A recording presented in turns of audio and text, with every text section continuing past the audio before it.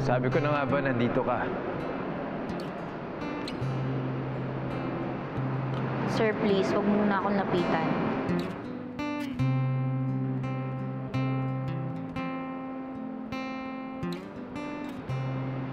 Sir, please.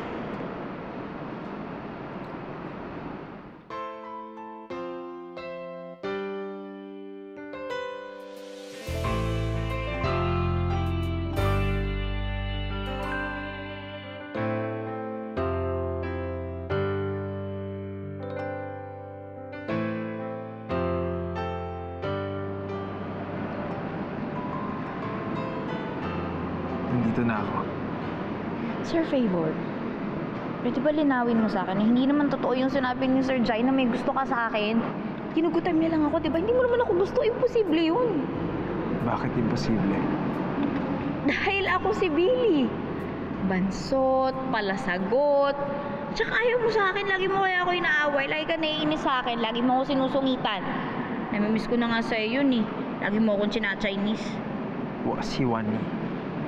Yan! Yan mismo, na-miss ko yan! Anong ibig sabihin?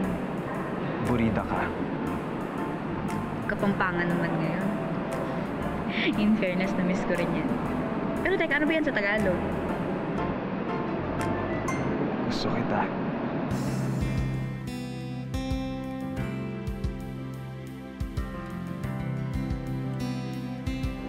Pili tama si Jai.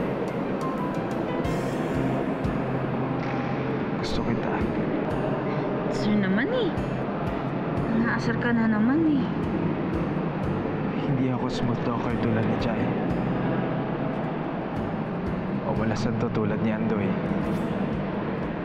O kasing gentleman man ni Ethan. Pero once na nagkagusto ako sa isang babae, siya lang. Billy, gusto kita. Ikaw lang.